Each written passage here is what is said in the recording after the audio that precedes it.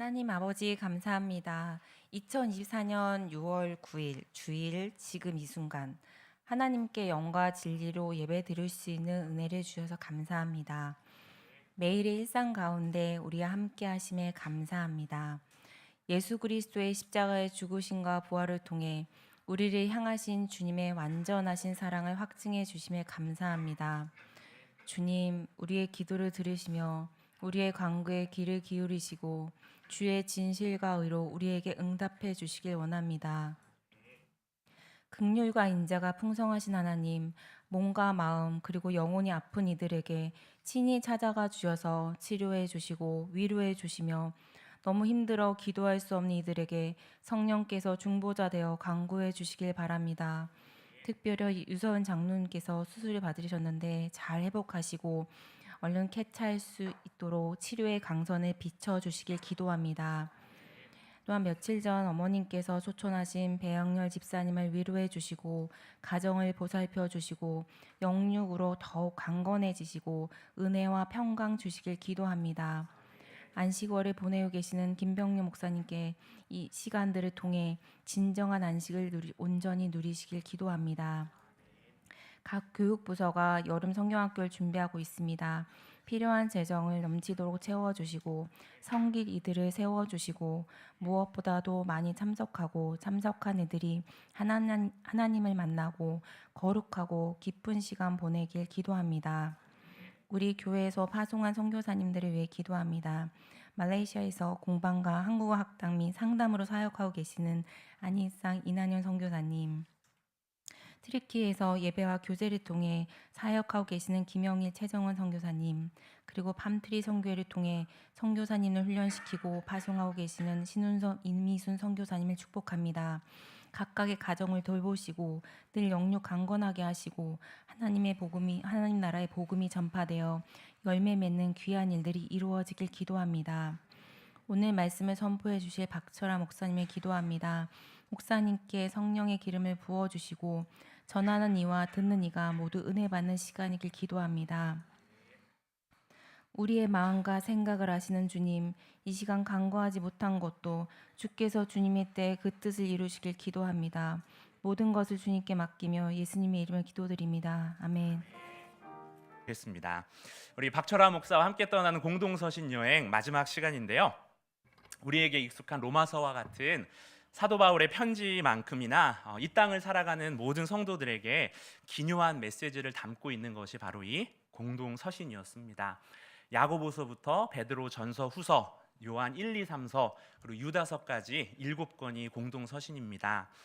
세상과 교회라는 주제를 가지고 우리가 드리는 예배가 이 예배당 교회 안에서뿐만이 아니라 온갖 유혹과 또 고난이 가득한 이 세상 속에서도 우리의 예배가 이어지기 때문에 세상을 이기는 믿음, 또 온전한 사랑으로 하나님을 드러내는 법에 대한 특강과도 같은 말씀들이 이 공동서신이라고 말씀을 드렸죠. 오늘은 이 사도 바울 다음으로 신약 성경에서 가장 많은 책을 쓴 누굴까요? 오늘 요한일서를 하고 있는데 누굴까요? 네, 사도 요한입니다. 우리 요한이 5권의 책을 신약 성경에서 썼습니다. 요한 복음이 있고요. 요한 1서, 2서, 3서가 있고 신약의 가장 마지막 책인 우리 요한 계시록까지 이 사도 요한이 썼습니다. 이 요한의 형제가 사도로서 첫 순교를 한 야고보였죠. 둘 다 세베대의 아들이었고요. 세베대의 아들 야고보와 요한 그리고 베드로까지 이 3명의 제자들이 예수님이 중요한 사건의 현장마다 함께 데리고 가셨던 핵심 멤버였습니다. 근데 그 중에서도 우리 예수님이 이 요한을 특별히 사랑하시는 제자였다라고 표현을 합니다. 학자들은 이 12제자 중에서 아마 이 요한의 나이가 가장 어렸을 것이라고 추정합니다. 여기서 그러면 퀴즈를 드리죠. 예수님이 공생애 하셨을 때 나이가 몇 살 정도 되셨죠? 30세 즈음이라고 나와 있습니다. 그렇다면 우리 제자들의 나이는 어느 정도 됐을까요? 예수님보다 많았을까요? 적었을까요? 뭔가 우리 영화들을 보면은 예수님은 잘생긴 이렇게 꽃미남처럼 나오고 제자들은 턱수염 두부룩하고 막 어부들처럼 나와가지고 막 예수님보다 제자들이 나이가 많은가 싶지만 사실 제자들의 나이를 우리가 알 수 있는 구절이 마태복음 17장에 나옵니다. 마태복음 17장에 보면은 예수님과 제자들이 성전세를 내는 장면이거든요. 여러분, 성전세라는 것은 20세 이상의 성인 남성들이 내는 세금인데, 그 구절에 보면은 예루살렘으로 그 성전세를 낼 때, 이해를 해주십시오. 제가 물고기 입에서 나온 동전으로서 우리 예수님과 베드로 한 세겔이 입에서 나와서 반세겔 반세겔씩 성전세를 내게 되는데, 그거를 살펴보면은 우리 예수님 제자 중에서 20세 이상 되는 사람이 예수님과 베드로밖에 없다라는 것을 우리 알게 됩니다. 그래서 다른 제자들은 아마 10대 후반이었을 거고, 가장 사랑하는 제자였다고 하는 요한의 나이는 한 15살, 16살 정도라고 학자들은 추측을 합니다. 정말 혈기왕성한 나이죠. 그러다 보니까 우리 요한의 성격이 아주 불같았나 봅니다.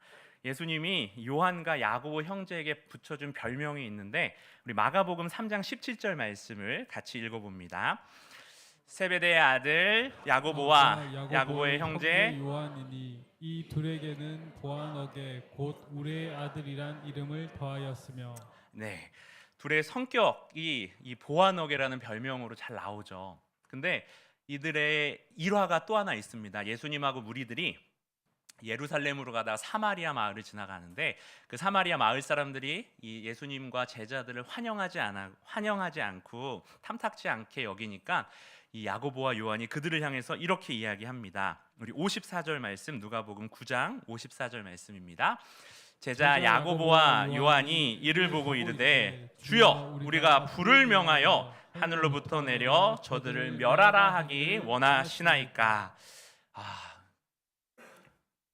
중간이 없습니다. 우리 요한 바로 불을 내려서 죽여버리자고 이야기를 하는, 이 말을 하고 예수님한테 바로 혼쭐은 납니다.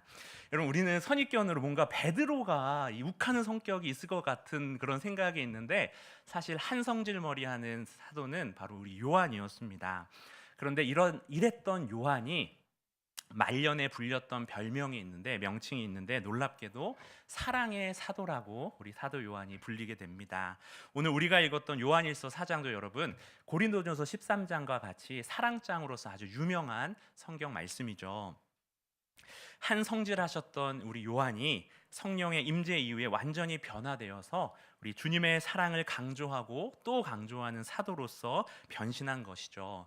사람이 참 안 변한다고 그러는데 완전한 존재의 변화가 바로 사도 요한에게서 일어났습니다. 얼마나 사랑을 강조하고 또 강조했으면은 이런 전승이 내려오더라고요.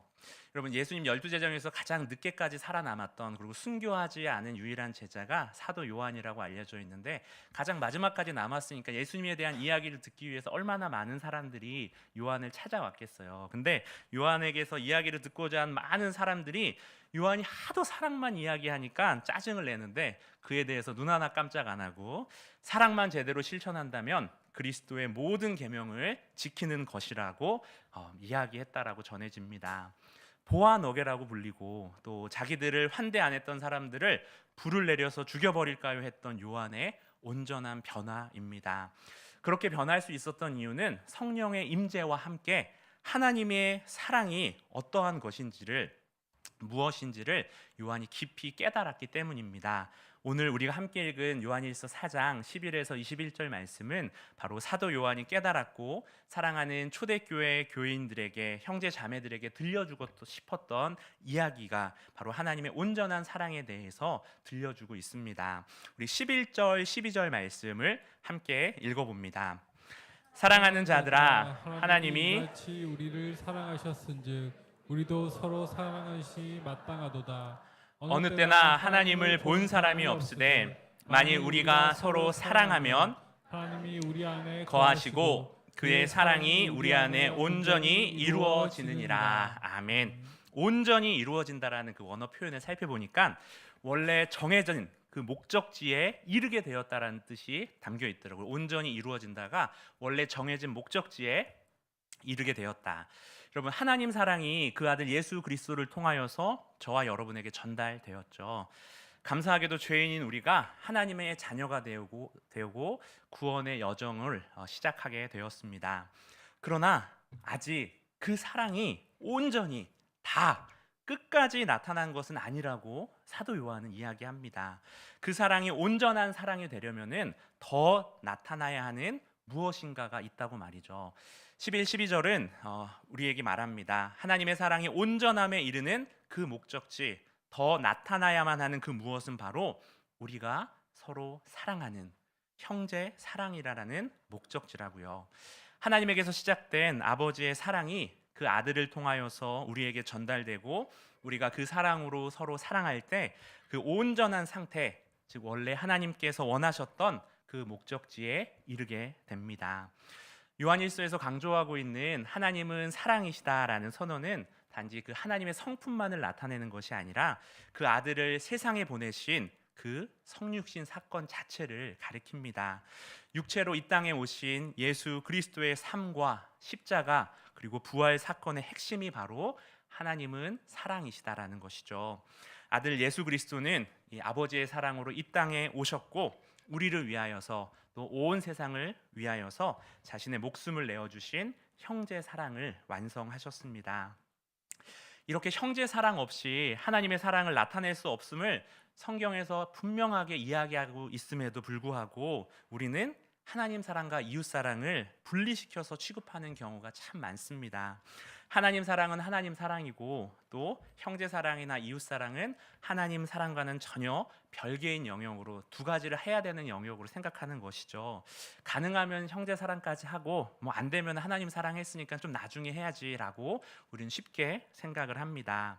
여러분 11절에서 우리도 서로 사랑하는 것이 마땅하도다라고 했는데 여러분 이 마땅하다라는 말은 그렇게 묶여 있어서 서로 분리가 될 수 없다라는 뜻이고 마치 빚을 진 것처럼 반드시 갚아야 하는 의무가 있다라는 뜻도 포함합니다.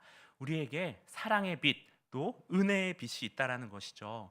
그럼 우리가 얼마만큼 사랑해야 되고 또 얼마만큼 빚을 진 것일까요?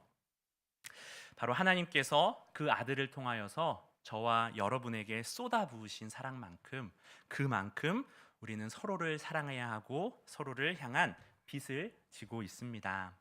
여러분 하나님이 우리에게 주신 그 사랑의 목표는 그 사랑을 자신에게 다시 되돌려 달라는 것이 아닙니다. 그 하나님의 놀라운 풍성한 사랑을 받고 체험한 그 믿음의 공동체 안에서 그것이 흘려보내가는 것을 하나님은 원하십니다. 아마 요한 서신을 받은 공동체가 거짓된 가르침에 영향을 받아서 하나님을 사랑한다고 말은 하면서도 함께하는 주위 사람들에 대한 관심이 아마 없었나 봅니다. 내가 하나님만 예배하고 하나님만 사랑하면 되는 것이지 뭐 같은 교회 다닌다고 이 사람들의 상황과 일들을 내가 신경 써야 되나라고 여기지 않았나 싶습니다. 요한은 옆에 있는 형제 자매를 돌보지 않는 자의 하나님을 향한 사랑 고백은 아무런 쓸모가 없다라고 우리에게 강력하게 경고합니다. 여러분 하나님을 본 사람은 없지만 우리가 서로 사랑하게 된다면 세상은 우리를 통하여 하나님을 봅니다. 이 찬양 가사처럼 말이죠. 여러분 잘 아시는 찬양이죠. 저 혼자 부르면 민망하니까 우리 같이 한번 불러볼게요. 사랑의 나눔 있는 곳에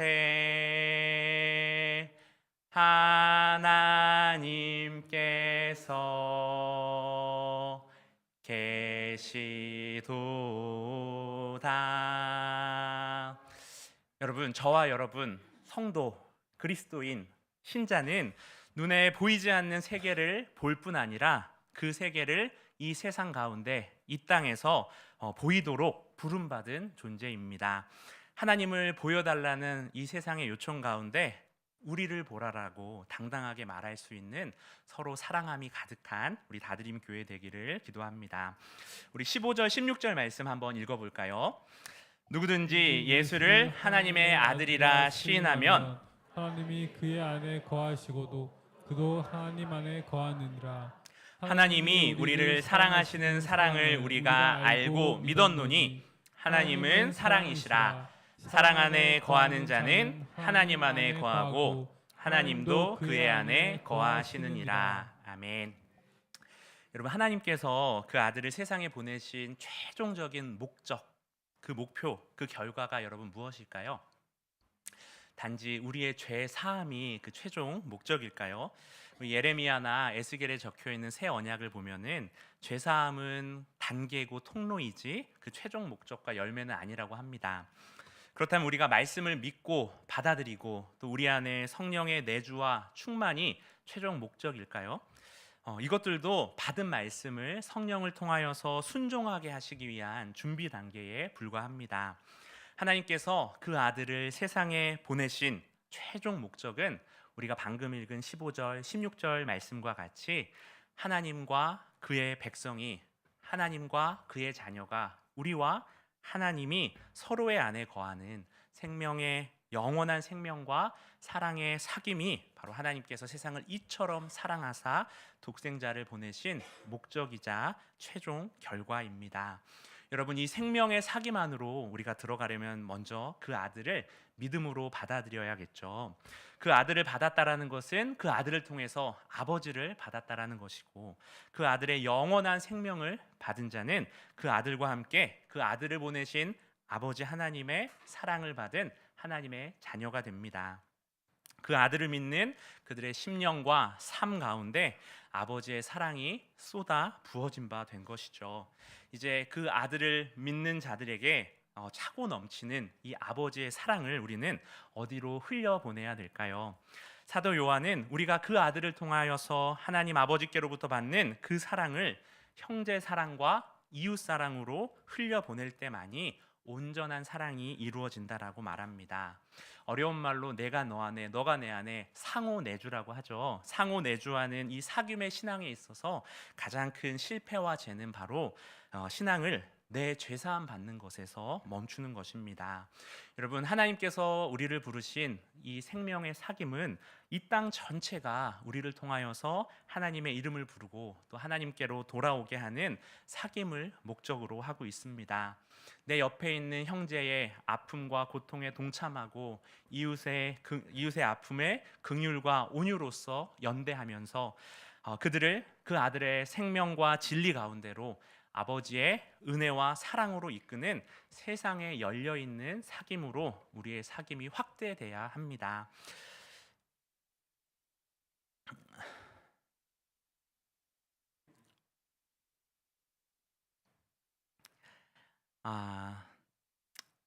온전한 그 사랑이 완성되는 그날까지 우리는 끊임없이 그 아들의 생명을 누리면서 날마다 우리가 먼저 누리고 또 그 아버지의 사랑을 나누는 자로 부름받았습니다. 우리 안에 거하는 그 영원한 생명이 형제 사랑과 이웃 사랑으로 나타날 때 우리는 비로소 하나님이 우리 안에 그리고 우리가 하나님 안에 거하는 상호 내주를 통한 친밀한 사귐을 이루어가게 됩니다. 여러분, 그렇다면 우리가 서로 사랑할 때 하나님이 우리 안에 거하시고 하나님이 우리 안에 거하시고 우리가 하나님 안에 거하고 있다라는 그 친밀한 사귐을 우리는 어떻게 알 수 있을까? 바로 13절이 정답을 알려줍니다. 그 친밀한 사귐을 이루어 가시고 또 우리로 알게 하셔서 누리게 하시는 분이 바로 성령 하나님이라고 말이죠. 그의 성령을 우리에게 주심으로 여러분, 여기서 삼위일체의 신비가 드러납니다.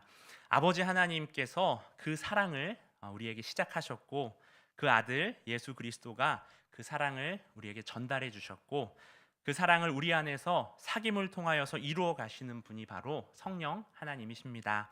그래서 우리 성령을 사귐의 영이자 교통의 영이라고 부르는 것이죠. 예배 마지막 마칠 때 우리 축도할 때 예수님의 은혜와 하나님의 사랑과 우리 성령의 교통하심이라고 하는 이유가 바로 여기에 있습니다. 여러분, 그렇기 때문에 우리가 성령 충만하다라는 것은 우리의 감정이 고조되는 것이 아니라 이 사귐의 영, 살리는 영, 생명의 영에 우리가 붙잡혀서 힘들고 사랑이 필요한 형제, 자매와 이웃들에게 내가 받은 하나님의 긍휼을 흘려보내는 것이 진짜 성령 충만입니다.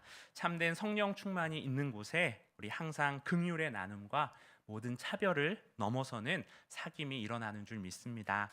우리 다들임이 이 사귐의 영으로 살리고 살리는 영, 생명의 영으로 충만하여서 이 세상에 막힌 담을 또 우리 안에 있는 막힌 담을 허물어 가기를 소망합니다. 우리 18절 말씀 같이 읽습니다. 사랑 안에 두려움이 없고 온전한 사랑이 두려움을 내쫓나니 두려움에는 형벌이 있음이라. 두려워하는 자는 사랑 안에서 온전히 이루지 못하였느니라. 아멘. 여러분, 결혼식 구절로 참 많이 쓰이는 표현이죠. 사랑 안에 두려움이 없고 온전한 사랑이 두려움을 내쫓나니. 1부 때 이 이야기를 들려드리니까 너무 좋아하셔서 한 번 더 해야 되겠네요. 저희가 요한일서 이 4장 18절을 읽을 때마다 신대원 때 들었던 재미난 사연이 머리에 떠나질 않아가지고, 무슨 이야기냐면은 들으셨던 분도 계실 텐데, 결혼식장에서 이거가 많이 쓰이거든요. 그래서 어느 결혼식장에 사회자가 이렇게 축사를 읽게 되었는데, 그 축사 첫머리가 바로 이 요한일서 4장 18절이라고 적혀 있었습니다. 당연히 사랑 안에 두려움이 없고 온전한 사랑이 두려움을 내쫓나니 하면서 이렇게 축사가 시작돼야 되는데, 이 사회자가 실수로 요한 1서를 찾아야 되는데 요한 1서가 너무 뒤에 있다 보니까 요한복음 4장 18절을 찾은 거예요. 여러분, 결혼식 축사잖아요. 신랑 신부가 앞에 있고, 근데 놀랍게도 요한복음 4장 18절 이렇게 적혀 있습니다. 너에게 남편 5이 있었고 지금 있는 자도 내 남편이 아니니 내 말이 참되도다. 여러분, 진짜 이게 요한복음 4장 18절 말씀이거든요. 그래서 결혼식장이 아주 뒤집혀졌다라는 사연이, 저는 이 요한일서 4장 18절을 읽을 때마다 떠나질 않아서 이걸 해야 되나 말아야 되나 이렇게 고민했는데, 일부 반응이 너무 좋아가지고 여러분, 다시 말씀으로 돌아와서 우리 두려움을 이야기합니다. 두려움. 여러분, 인간과 뗄래야 뗄 수 없는 감정이 바로 두려움이죠. 두려움. 심리학자들은 인간의 마음속에 있는 여러 감정들 중에서 가장 근원적인, 가장 깊은 곳에 자리 잡고 있는 감정이 바로 이 두려움이라고 이야기를 합니다. 우리 교회에 다니고 신앙생활하는 우리가 성경적인 관점에서 생각한다면은 이 불안과 두려움의 뿌리는 바로 인간이 하나님으로부터 분리되어서 이 세상에 내동정이 내던져진 것 같은 느낌, 그 원초적인 분리에 가야 대한 감각에서부터 나오는 거라고 우리는 생각할 수 있겠죠. 하나님과의 분리는 이 사람의 영혼을 아주 막막하고 아무것도 없는 곳에 혼자 떠돌아 다니는 작은 존재로서 느끼게 만듭니다. 그리고 거기다가 이 하나님과의 소외가 다른 사람들과의 소외로서 또 세상에 대해 느끼는 소외감으로 연결되고 증폭이 되는 것이죠. 버림받을 것 같은 두려움이 누구에게나 있고, 또 아무도 나를 좋아하거나 또 인정하지 않을 것 같은 두려움도 있고, 이 정글 같은 이 세상 속에서 도태될 것 같은 두려움이 있고, 모든 것을 잃거나 또 모두에게 잊힐 것 같은 두려움, 그리고 마지막으로 죽음에 대한 두려움 등 인간은 태어나면서부터 죽는 순간까지 이 두려움에 휩싸인 채로 살아갈 수밖에 없습니다. 그런데 18절은 너무나 간단한, 하지만 너무 깊고 오묘한 답을 전해줍니다. 우리에게 뗄래야 뗄 수 없는 이 온갖 두려움을 쫓아내는 것이 바로 온전한 사랑이라고요. 여러분, 사랑이 있으면은 그 사랑을 신뢰하면은 마치 빛이 비출 때 어둠이 물러가듯이 두려움은 서서히 하지만 확실하게 뒤로 물러나서 사라지고 맙니다. 두려움이 어둠이라면은 사랑이 빛이기 때문입니다. 여러분, 우리는 이것을 경험적으로 알죠. 어렸을 때부터 두렵고 무서운 일을 만날 때 누군가 옆에 있어주고 내 손을 잡아준다면은 그래도 조금은 견딜 만한 것을 어렸을 때부터 우리는 경험을 합니다. 바로 그 안에 서로에 대한 사랑이 있기 때문이죠. 여러분, 우리는 그런 사랑의 관계, 또 사랑의 사귐 속에서 두려움을 이길 평강을 얻는 존재로서 하나님이 지으셨습니다. 오직 하나님의 사랑, 그 온전한 사랑만이 모든 두려움을 온전히 쫓아냅니다. 우리의 두려움을 몰아내는 그 온전한 사랑은 바로 하나님 아버지께로부터 출발한 사랑입니다. 자기 아들을 내어주시고 우리로 하여금 심판을 이기고 날마다 우리를 정죄하는 사단을 이기고, 그리하여서 죄와 사망을 이겨내고 더 나아가서는 하나님 없는 허무와 또 소외도 이기게 하시는 아버지의 사랑이 바로 이 온전한 사랑입니다. 여러분, 하지만 아까부터 계속 반복하고 강조하죠. 우리가 받은 아버지 사랑은 그 사랑으로서 우리 자신을 제대로 사랑할 뿐만 아니라 그 사랑으로 내 옆에 있는 나와 함께하는 형제를 사랑하며 이웃을 사랑할 때만이 비로소 확실한 증거를 갖게 되고 더욱 견고하고 흔들림 없는 온전한 사랑이 됩니다. 여러분, 두려움을 몰아내기까지, 우리 안에 있는 두려움을 몰아내기까지 형제의 사랑으로서 온전한 사랑의 비단에 거하는 우리 모두 되기를 소망합니다.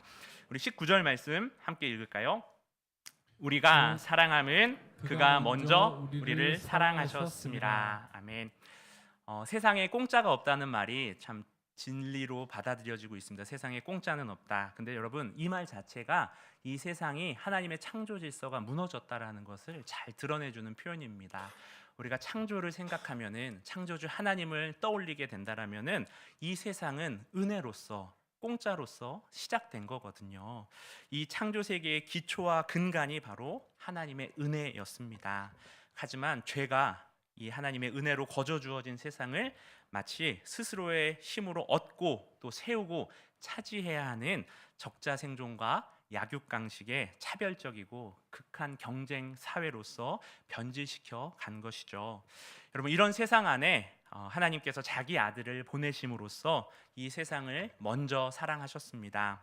세상은 공짜가 없다라고 대가를 요구하고 내가 돌려받을 수 있을 만큼 재가면서 사랑을 베푸는 데 반해서 하나님은 그런 이 세상 가운데 자기 아들을 선물로서, 은혜로서 거저 내어주심으로써 그 죄를 무너뜨려 가십니다. 은혜 없는 세상 한복판에 은혜의 십자가를 굳게 세우시고 말씀과 성령을 따라 사는 삶을 통하여서 세상을 회복해 가십니다. 하나님께서 우리를 먼저 사랑하시지만 그 응답으로서 우리가 그 사랑을 나타내는 열매를 맺기를 하나님은 기대하시거든요. 만일 우리가 하나님의 이 조건 없는 사랑을 받았다고 말만 하면서 그 조건 없는 사랑으로서 믿음의 형제자매 또 이웃을 사랑하지 않는다라고 하면은 우리가 정말 그 조건 없는 하나님 사랑을 받았나, 누리고 있나를 생각해 봐야 합니다. 19절에 우리가 사랑함은 언제나 우리를 먼저 사랑하신 하나님의 사랑의 결과임을 알게 됩니다. 그 사랑에 대한 응답이 우리의 사랑이라는 것이죠.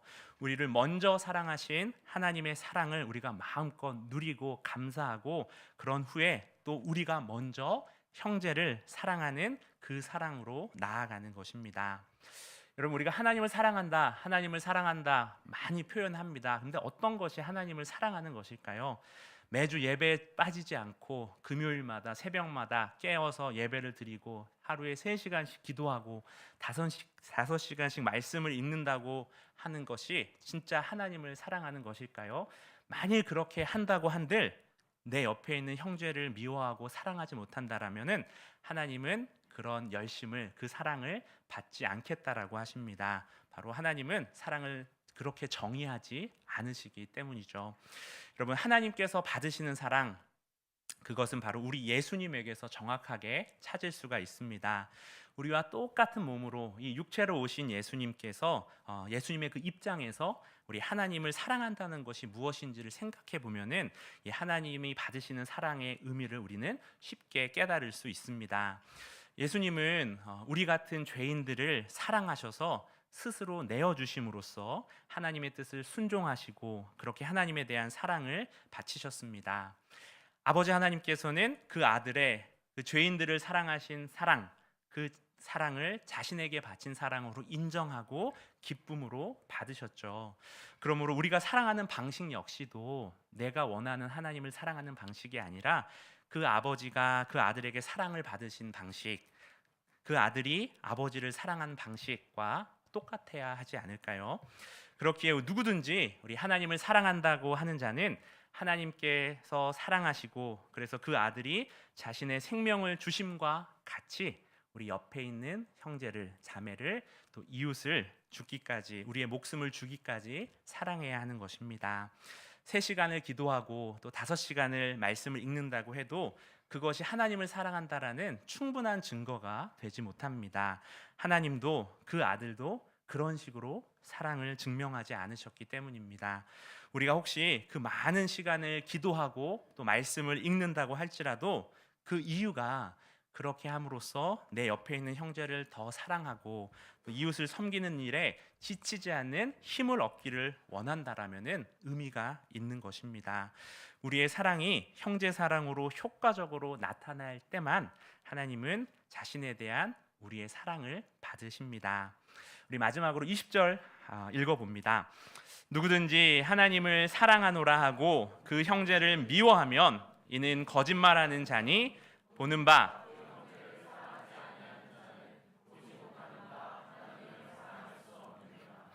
여러분, 눈에 보이는 형제를 사랑하지 않으면 눈에 보이는 형제를 사랑하지 못하는 자가 눈에 안 보이는 하나님을 사랑할 수 없다라고 기록하는데, 사실 우리 삶을 보면은 눈에 보이지 않는 하나님 사랑하는 것을 더 쉬워하고 편해합니다.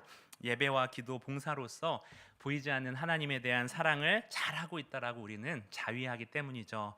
반면에 우리 눈에 보이는 형제, 내 마음에 안 드는 이웃들에 대해서는 그들을 향하여서 먼저 내가 받은 사랑으로 그들을 사랑하기가 참 쉽지가 않는 것이 사실입니다. 하지만 이렇게 되면은 우리의 종교 생활이라는 것이, 우리의 신앙이라는 것이 우리의 삶과 실제 일상 생활과는 전혀 다른 것으로 분리되기 십상입니다. 우리 선한 사마리아인의 이야기에서 그렇게 강도 만남, 피를 흘리는 사람을 보고 하나님을 사랑한다는 미명하에 정결법을 지키겠다고 그를 내버려 두고 지나쳐버린 제사장과 또 레위인 같은 내용 없는 껍데기 같은 삶을 살아가게 되는 것이 살아가는 것이기 때문입니다. 그렇게 여러분, 우리 지금 20절 말씀은 어떤 것이 쉽냐라는 관점이 아니라 어떤 것이 우리에게 마땅한가라는 것으로 기준을 삼아야 합니다. 하나님 편에서 사랑이 무엇이냐라는 정의에 따라 보이지 않는 하나님에 대한 사랑이 반드시 보이는 형제 사랑, 이웃 사랑을 통하여서 하나님께 이르게 된다라는 것을 우리가 기억하고, 우리 예수님 자신이 바로 그 사랑을 행하셔서 우리가 이렇게 구원의 자리에, 구원의 여정에 초대되었다라는 것을 잊지 말고 우리도 우리를 먼저 형제 사랑과 이웃 사랑으로 우리 자신을 드리기를 소망합니다. 사랑하는 성도 여러분, 온전한 사랑, 예수님이 육체로 보여주신 이 온전한 사랑이 이미 우리에게 드러났죠. 그러면 우리는 이제 어떻게 하나님을 사랑할 것입니까? 우는 자들과 함께 울고 또 슬퍼하는 자들과 함께 슬퍼하며 우리 옆에 하나님께서 붙여주신 또 우리에게 보여주시는 형제를 또 이웃을 온전히 사랑함으로써 하나님께서 받아주시는, 하나님이 기뻐 받으시는 그 온전한 사랑을 함께 만들어가는 우리 사랑하는 다드림 가족들 되기를 주의 이름으로 축원합니다.